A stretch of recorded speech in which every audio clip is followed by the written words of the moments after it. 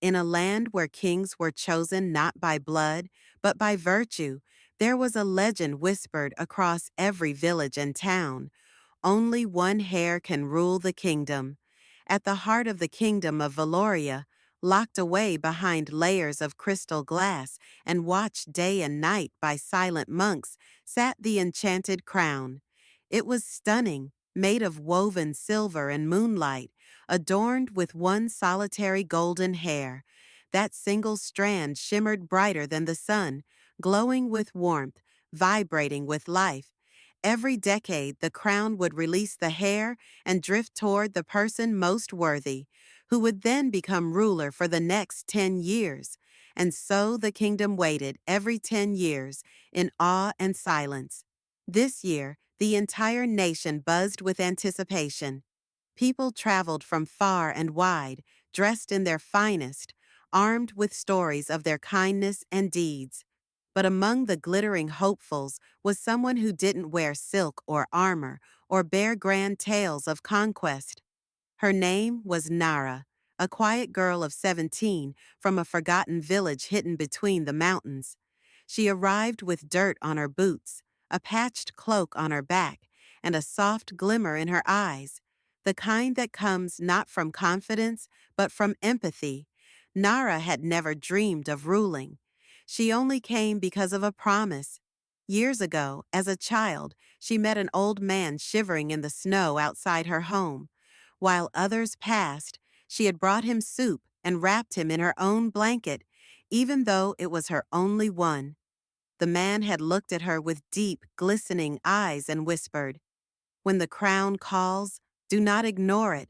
You have something more precious than gold." She had laughed then, thinking he was delusional. But the night before the crowning ceremony, she dreamed of the same man again. Only now, he was surrounded by stars, and the hair of the crown floated gently in his hand. "Go, child," he said. "Go not to be crowned, but to remind them what true royalty looks like." The grand arena was overflowing. Thousands sat in silence as the monks brought out the enchanted crown, placing it on a pedestal of stone. Its golden hair glowed faintly, gently rising, sensing the hearts around it. One by one, the hopefuls stepped forward. Knights spoke of bravery. Healers recounted miracles.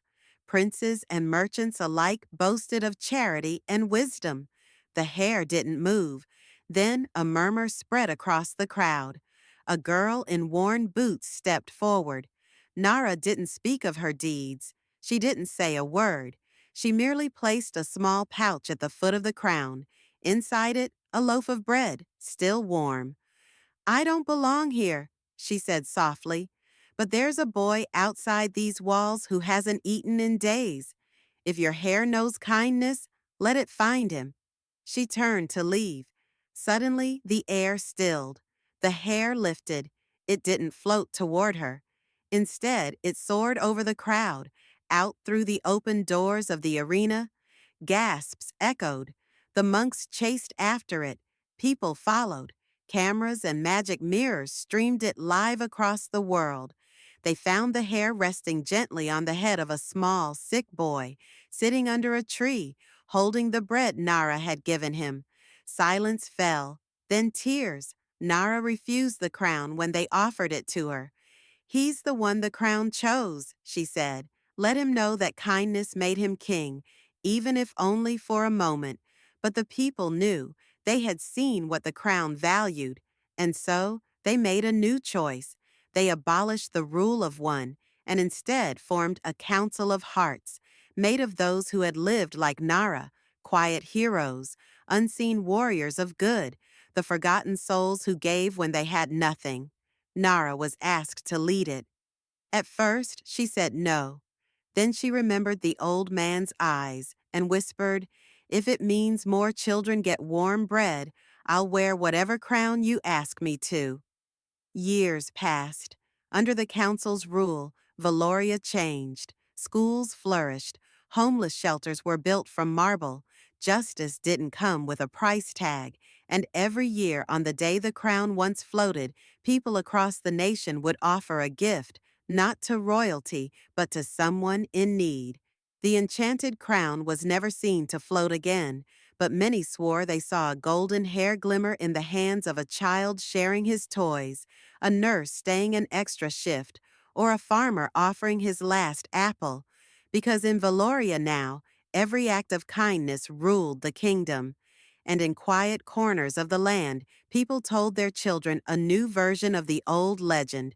Only one hair can rule the kingdom, and it lives inside every good heart.